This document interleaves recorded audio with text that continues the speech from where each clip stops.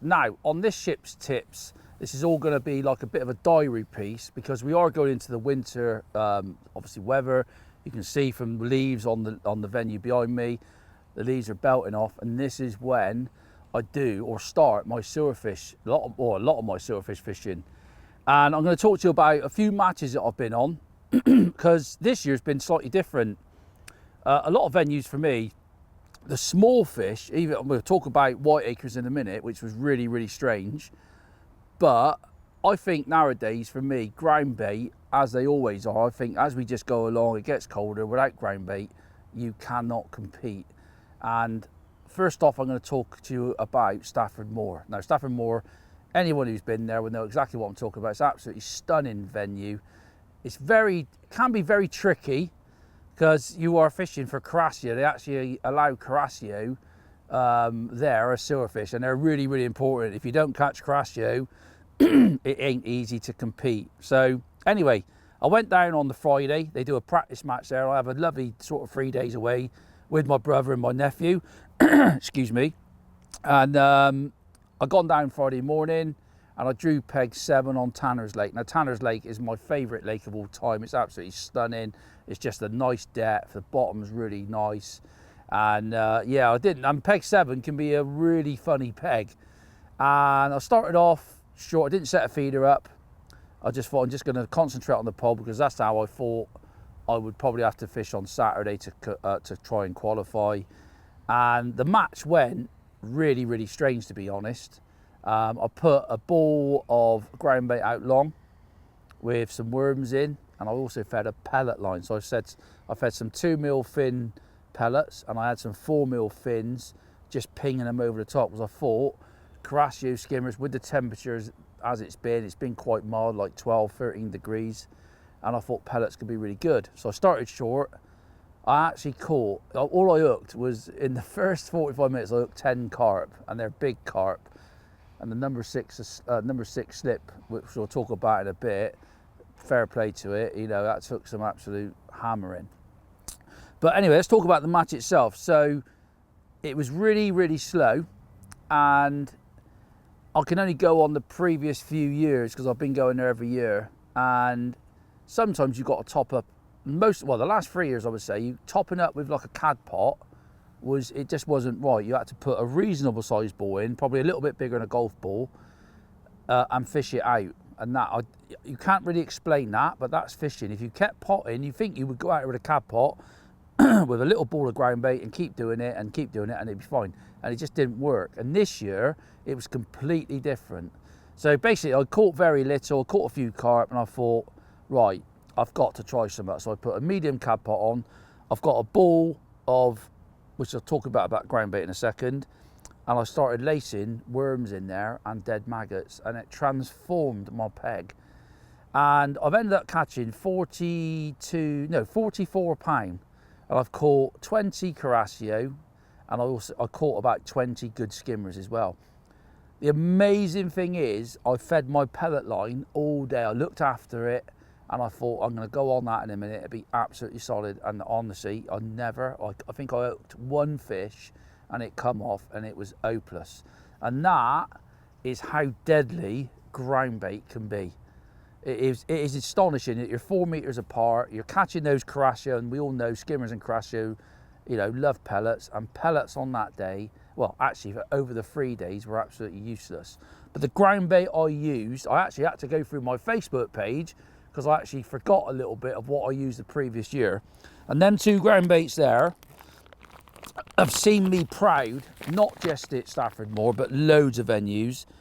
This is my base mix, Thatcher's Green. You can use Thatcher's Dark, and obviously we do the original as well. And that will depend on where you go, how coloured it is, but you've got the options. I just like this greens. I think it's just nice. You know, you look at it, it's just right for the lakes. And then obviously we all love Sweet F1. It is, you know, beautiful smelling ground bait. I think everybody's used it in their fishing careers.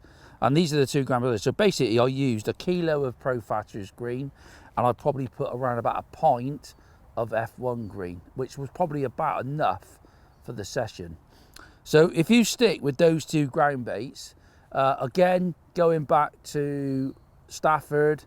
On the Saturday, I drew on Pines Lake, and Pines Lake is a really, really tricky lake. It's anyone who's been down there would know exactly what I'm saying. I drew really poor, really. I drew one of the narrowest pegs on there, and it is a silverfish lake. There's Carascio in there, there's skimmers, the roach were literally non-existent.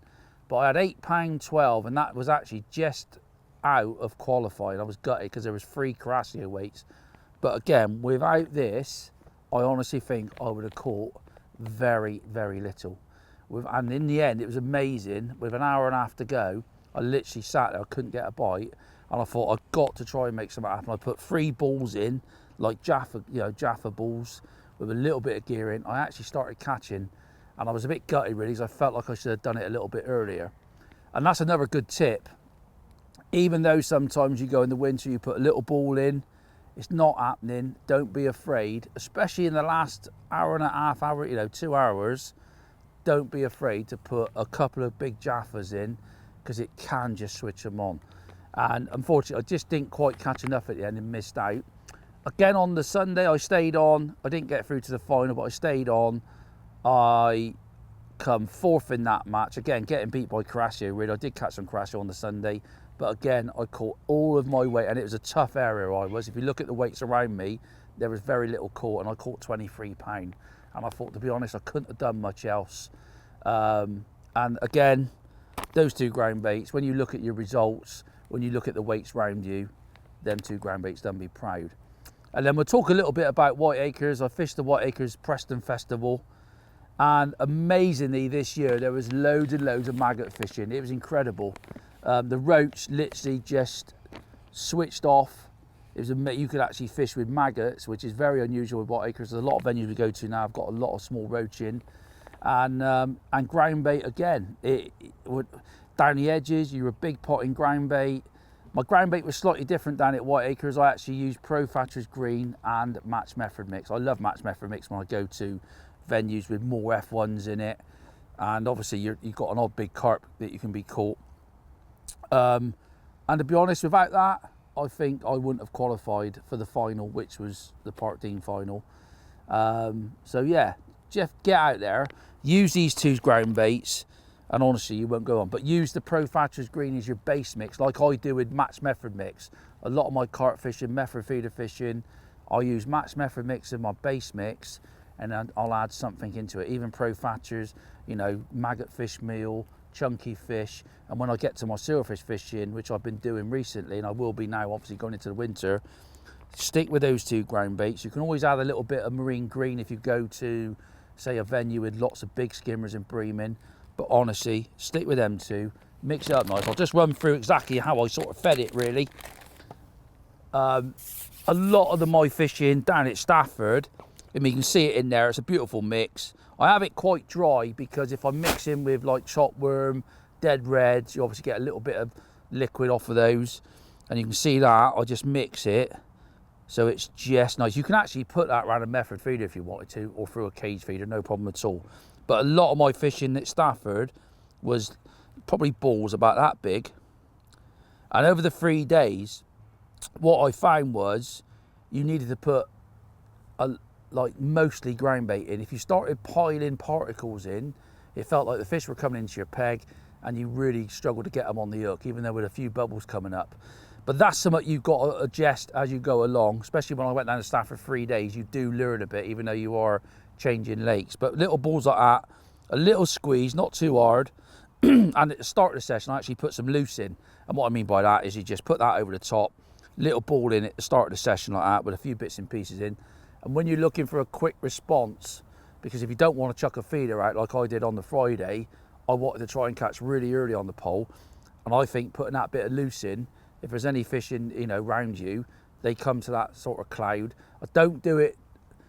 I will do it if it dies completely. I'll start putting a bit of loose in, but most of the time, it was a little ball like that. And then, obviously, if I was cad potting, I'd put a ball in literally that big. When there's Carascio in my peg, you need to put a little ball in like that. Even though it's fizzing, and we all know what they're like when they're fizzing, that's something that I've spoke to you guys before about. Sometimes you've got to feed more often to actually get a bite when it's fizzing. and literally every cast late on in the session, when I worked it out, I didn't know that from the start, putting a ball in like that with a tiny little bit of worm, a couple of dead reds, and fishing a reasonable sized piece of worm on the hook. It was really weird. I like fishing like little heads and things like that. It was absolutely pointless. It was about fishing with like a 2-inch piece of segment of head and being patient, fishing half a float length over depth. Let's talk about the floats. They're really, really important. That's my rig for most of the day. That one's actually blacked out from Stafford. 4B14 and 4B16 F1 maggots. That 6 slip got absolutely how I hooked nearly 30 carp on Friday, and it never let me down once. It's amazing elastic. I obviously changed them before I went down, but them F1 maggots, they were absolutely superb. Simple bulk and two number 10 droppers, but I actually fished about that far over depth, and that's something you've got to bear in mind when you go shellfish fishing. I know I fish for these bites a lot of the time, but there is certain venues I go, and Stafford is one of them, where it's actually better to fish like half a float length or 3/4 of a float length over depth, and just be patient, and you do get bites, especially when you're fishing with bigger hook baits. So there you go. I hope that helps you going through the winter, the winter that we're going to be having. At the moment it's really mild. It's exceptionally mild, but obviously that's going to change, and I hope those little tips do you proud going into the winter fishing.